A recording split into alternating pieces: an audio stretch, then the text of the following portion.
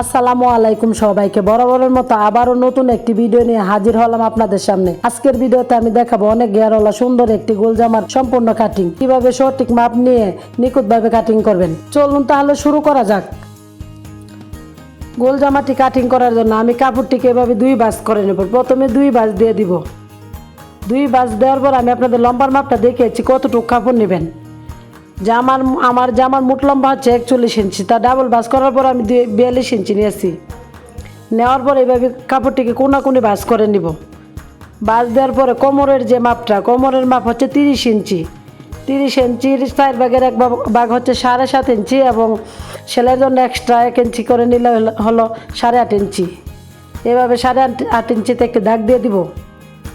দাগ দেওয়ার পরে এই দিক থেকে নিমার কাপড়ে, নিমার হচ্ছে 14 ইঞ্চি ফিতা বাড়িয়ে এভাবে আমি লম্বার মাপটা নিয়ে নিব।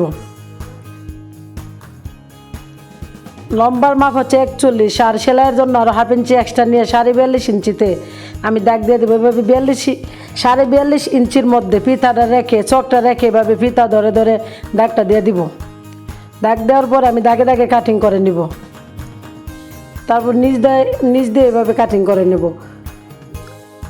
আমার যে কাস্টমার বলছে পুরো জামাটা যেন গোল থাকে, এই জন্য গোল করার জন্য আমি উপরের ফিতাটাও ঘুরিয়ে নিচ্ছি। আর যারা শেপ দিয়ে কাটতে চায় এক কোণা থেকে ফিতাটা ধরে নেবেন। যেহেতু কাস্টমার বলছে আমার জামা পুরো সম্পূর্ণ এক সমান গোল হবে, এই জন্য আমি এই দিক থেকে ফিতাটা ঘুরিয়ে ঘুরিয়ে নিয়েছি। তারপরে যে নিচ থেকে যে একটা জয়েন পড়ছে, জয়েনের কাপড়টা কেটে নেব। আমি কীভাবে কাটিং করি দেখেন।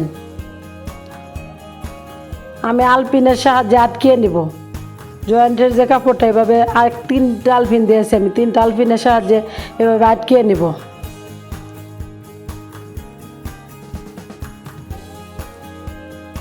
আলপিনের সাহায্যে আটকিয়ে নিলে লড়বে না কাপড়টা, কোনো জায়গায় কুচকেও যাবে না, শেপটা সুন্দর থাকবে। তারপরে এভাবে উল্টিয়ে নিব। উল্টিয়ে নিয়ে দাগে দাগে শেপে কাটিং করে নেব। একরকম গোল হয়ে গেল, কোনো সমস্যা নেই। এভাবে আলপিন দিয়ে আটকিয়ে নিলে কোনো সমস্যাই নেই জয়েনের কাপড়টা। 2 হাত বহরের কাপড় দেখে জয়েন লাগছে, আর যদি 2.5 হাত বহরের কাপড় হয় তাহলে জয়েন লাগবে না। তারপর আমি উপরের নিমাটা কাটিং করে নিব। উপরের যে বডির আছে, গোল জামার উপরের বডির অংশটাকে কাটিং করব। কাটিং করার জন্য আমি 4 ভাঁজা কাপড় নিয়ে নিয়েছি। নেওয়ার পরে শোল্ডারের মাপ দিব 6 ইঞ্চি। তারপর আর্মলের মাপ 6 ইঞ্চি। বডির মাপ নিব 34 ইঞ্চি। 4 ভাগের 1 ভাগ হচ্ছে 8.5 ইঞ্চি, 1 ইঞ্চি সেলাইয়ের জন্য। কোমরের মাপ 30 ইঞ্চি, তার 1 ইঞ্চি যোগ করলে 7.5 এবং 8.5 হয়। উপরে 9.5, কোমরে 8.5 দিয়ে আমি কাটিং করে নেব উপরের বডির কাপড়টি। তারপর শোল্ডারে জোড়াটি সারিয়ে নিব। নেওয়ার পরে সামনের গলা কাটিং করে নেব। ব্যান্ড কলার হবে, এই জন্য সামনের গলাটি কাটিং করে নিব। আড়াভাবে নিয়েছি 3.25 ইঞ্চি, এবং লম্বায় নিয়েছি 5 ইঞ্চি, 5.5 ইঞ্চি।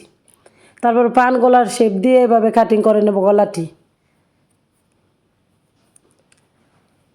এই তো গলা কাটিং হয়ে গেল দেখেন। পিছনের গলা কোনো কাটিং হবে না, যেহেতু ব্যান্ড কলার হবে। তারপর পিছনে যে পিতার অংশে সাইড থেকে বেঁচে যাওয়া কাপড়টি দিয়ে আমি পিতা কাটিং করে নেব। তারপর গলার পট্টির কাপড়টি কাটিং করে নেব।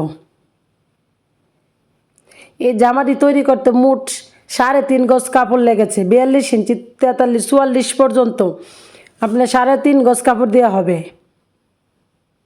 ভিডিওটি অনেক লং হয়ে যাবে, এজন্য হাতার কাটিংটা দেখাই নাই।